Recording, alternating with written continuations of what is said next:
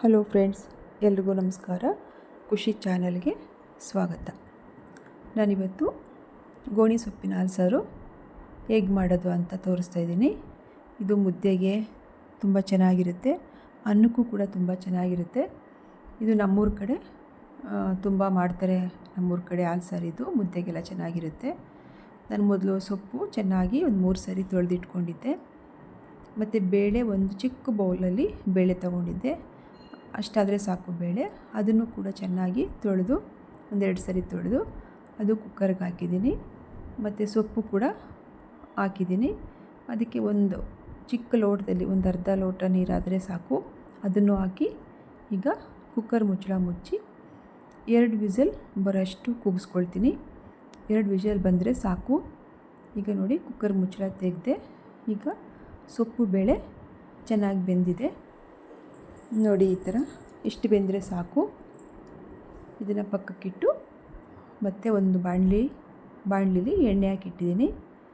ಎಣ್ಣೆ ಕಾದ್ಮೇಲೆ ನಾನು ಒಗ್ಗರಣೆಗೆ ಈರುಳ್ಳಿ ಮತ್ತು ಒಣಮೆಣಸಿನ್ಕಾಯಿ ಹಾಕಿದ್ದೀನಿ. ಒಣಮೆಣಸಿನ್ಕಾಯಿ ಖಾರಕ್ಕೆ ತಕ್ಕಾಗಿ ಹಾಕ್ಕೊಂಡ್ರೆ ಸಾಕು. ನಾನಿಲ್ಲಿ ಒಂದು 4 ಒಣಮೆಣಸಿನ್ಕಾಯಿ ಹಾಕ್ಕೊಂಡಿದ್ದೀನಿ. ಯಾರಿಗೆ ಎಷ್ಟು ಬೇಕೋ ಅಷ್ಟು ಖಾರಕ್ಕೆ ತಕ್ಕಾಗಿ ಹಾಕ್ಕೊಂಡ್ರೆ ಸಾಕು. ಇದಕ್ಕೆ ಖಾರ ಅಂದರೆ ಒಣಮೆಣಸಿನ್ಕಾಯಿ ಖಾರ ಅಷ್ಟೇ, ಬೇರೆ ಪುಡಿ ಎಲ್ಲ ಹಾಕಲ್ಲ ಇದಕ್ಕೆ. ಈಗ ಚೆನ್ನಾಗಿ ಒಂಬಣ್ಣ ಬರೋವರೆಗೂ ಫ್ರೈ ಮಾಡ್ಕೋಬೇಕು ನೋಡಿ. ಈಗ ಚೆನ್ನಾಗಿ ಫ್ರೈ ಆಗಿದೆ. ಈರುಳ್ಳಿ ಮೆಣಸಿನ್ಕಾಯಿ ಎಲ್ಲ ಚೆನ್ನಾಗಿ ಫ್ರೈ ಆಗಿದೆ. ಇನ್ನೊಂದು ಸರಿ ಚೆನ್ನಾಗಿ ತಿರುಗಿಸ್ಕೊಂಡ್ಬಿಟ್ಟು ಬೆಳ್ಳುಳ್ಳಿ, 1 ಉಂಡೆ ಬೆಳ್ಳುಳ್ಳಿ ತೊಗೊಂಡಿದ್ದೀನಿ ನಾನು. ಅದನ್ನು ನೀಟಾಗಿ ಜಜ್ಜಿ ಇಟ್ಕೊಂಡಿದ್ದೀನಿ. ಅದನ್ನು ಕೂಡ ಈಗ ಸೇರಿಸ್ತೀನಿ ನೋಡಿ. ಬೆಳ್ಳುಳ್ಳಿ ಸೇರಿಸ್ತಾ ಇದ್ದೀನಿ. ಈಗ ಇದು ಚೆನ್ನಾಗಿ ಈ ಥರ ಮತ್ತೆ ತಿರುಗಿಸ್ತೀನಿ. ಸ್ವಲ್ಪ ಫ್ರೈ ಆದಮೇಲೆ ಬೆಂದಿರೋ ಸೊಪ್ಪು, ಒಂದು ಸ್ವಲ್ಪ ಉಪ್ಪು ಹಾಕ್ತೀನಿ. ಈಗ ಒಂಚೂರು ರುಚಿಗೆ ತಕ್ಕಷ್ಟು ಉಪ್ಪು ಹಾಕಿ ಅದನ್ನು ಕೂಡ ಸ್ವಲ್ಪ ಕೈ ಆಡಿಸ್ಬೇಕು ಈ ಥರ. ಇದಾದಮೇಲೆ ಬೆಂದಿರೋ ಸೊಪ್ಪು ಮತ್ತು ಬೇಳೆ ಅದನ್ನು ಕೂಡ ಸೇರಿಸ್ತಾ ಇದ್ದೀನಿ ನೋಡಿ. ಅದನ್ನು ಕೂಡ ಚೆನ್ನಾಗಿ ಈ ಥರ ಮಿಕ್ಸ್ ಮಾಡಿ ಈರುಳ್ಳಿ, ಒಣಮೆಣಸಿನ್ಕಾಯಿ, ಸೊಪ್ಪು, ಬೇಳೆ ಎಲ್ಲ ಹೊಂದ್ಕೋಬೇಕು.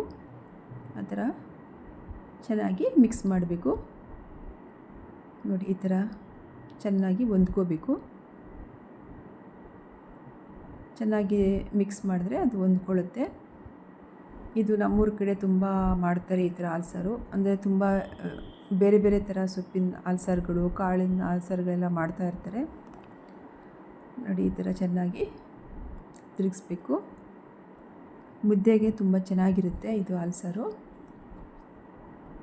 ಮುದ್ದೆ ಮತ್ತು ಅನ್ನಕ್ಕೂ ಕೂಡ ತುಂಬ ಚೆನ್ನಾಗಿರುತ್ತೆ. ನಾನು ಹಸಿ ಹಾಲು ಹಾಕಲ್ಲ ಇದಕ್ಕೆ. ಹಾಲು ಕಾಯಿಸಿಟ್ಕೊಂಡಿದ್ದೆ. ಕಾಯಿಸ್ಬಿಟ್ಟು ಅದನ್ನೇ ಒಂದು ಸ್ವಲ್ಪ ಈಗ ಹಾಕ್ತೀನಿ. ನಮಗೆ ಎಷ್ಟು ಬೇಕೋ ಅಷ್ಟು ನೋಡಿಕೊಂಡು, ಅದು ಸಾರು ಮುದ್ದೆಗೆ ಎಷ್ಟು ಬೇಕಾಗುತ್ತೋ ಅಷ್ಟು ನೋಡಿಕೊಂಡು ಅಷ್ಟು ಹಾಲು ಹಾಕ್ತೀನಿ. ಈಗ ನಾನು ಅರ್ಧ ಬೌಲಷ್ಟು ಹಾಲು ತೊಗೊಂಡಿದ್ದೆ. ಅದರಲ್ಲಿ ಒಂದು ಸ್ವಲ್ಪ ಅಷ್ಟು ಹಾಕಿದೆ. ನೋಡ್ಕೊಳ್ಳಿ, ನಿಮಗೆ ಎಷ್ಟು ಬೇಕಾಗುತ್ತೋ ಅಷ್ಟು ಹಾಕ್ಕೊಂಡ್ರೆ ಸಾಕಾಗುತ್ತೆ ನೋಡಿ. ಇವಾಗ ಹಾಲು ಹಾಕಿದ್ದೀನಿ, ಚೆನ್ನಾಗಿ ಮಿಕ್ಸ್ ಮಾಡಿದೆ. ಇದಕ್ಕೆ ಸ್ವಲ್ಪ ಗಟ್ಟಿ ಬರಬೇಕಂದ್ರೆ ನಾವು ಒಂದು ಸ್ವಲ್ಪ ರಾಗಿ ಹಿಟ್ಟು ಮಿಕ್ಸ್ ಮಾಡಿದೆ. ಸ್ವಲ್ಪ ರಾಗಿ ಹಿಟ್ಟಾದರೆ ಸಾಕು, ಅದು ಸ್ವಲ್ಪ ಗಟ್ಟಿ ಬರೋದಕ್ಕಷ್ಟೇ. ನಾವು ಎಲ್ಲ ಹಾಲ್ಸಾರಿಗೂ ಸ್ವಲ್ಪ ರಾಗಿ ಹಿಟ್ಟು ಸೇರಿಸ್ತೀವಿ. ಕೆಲವರು ಅಕ್ಕಿ ಹಿಟ್ಟು ಸೇರಿಸ್ತಾರೆ, ಆದರೆ ನಾವು ರಾಗಿ ಹಿಟ್ಟೇ ಸೇರಿಸೋದು, ಸ್ವಲ್ಪ ಅದು ಗಟ್ಟಿ ಬರಲಿ ಅಂತ. ಈ ಥರ ನೋಡಿ. ಈಗ ಅದು ಸ್ವಲ್ಪ ಕುದ್ಮೇಲೆ, ತುಂಬ ಹೊತ್ತು ಕುದಿಸ್ಬಾರ್ದು, ಯಾಕಂದರೆ ಹಾಲು ಒಡ್ಕೊಳ್ಳುತ್ತೆ. ಒಂದು ಸ್ವಲ್ಪ ಕುದ್ರೆ ಸಾಕು. ಈಗ ನೋಡಿ, ಒಂದು ಬೌಲ್ಗೆ ಸರ್ವ್ ಮಾಡ್ಕೊಳ್ತಾ ಇದ್ದೀನಿ. ತುಂಬ ಚೆನ್ನಾಗಿರುತ್ತೆ ಇದು ಮುದ್ದೆಗೆ. ನೀವು ಒಂದ್ಸರಿ ಟ್ರೈ ಮಾಡಿ. ಈ ಥರ ಬೌಲ್ಗೆ ಸರ್ವ್ ಮಾಡಿಕೊಂಡು ನೋಡಿ, ಈ ಥರ ಇರುತ್ತೆ, ತುಂಬ ಚೆನ್ನಾಗಿರುತ್ತೆ. ಈಗ ನಾನು ಮುದ್ದೆ ಕೂಡ ಮಾಡ್ಕೊಂಡಿದ್ದೆ. ಮುದ್ದೆ ಮತ್ತು ಹಾಲ್ಸಾರು 2, ಗೋಣಿ ಸೊಪ್ಪಿನ ಹಾಲ್ಸಾರು 2 ಹಾಕ್ತಾಯಿದ್ದೀನಿ. ಈಗ ನೀವು ಒಂದ್ಸರಿ ಟ್ರೈ ಮಾಡಿ. ನನ್ನ ವಿಡಿಯೋ ಇಷ್ಟ ಆದರೆ ಲೈಕ್ ಮಾಡಿ, ಶೇರ್ ಮಾಡಿ, ಸಬ್ಸ್ಕ್ರೈಬ್ ಮಾಡೋದನ್ನು ಮರಿಬೇಡಿ. ನಮಸ್ಕಾರ. Thank you.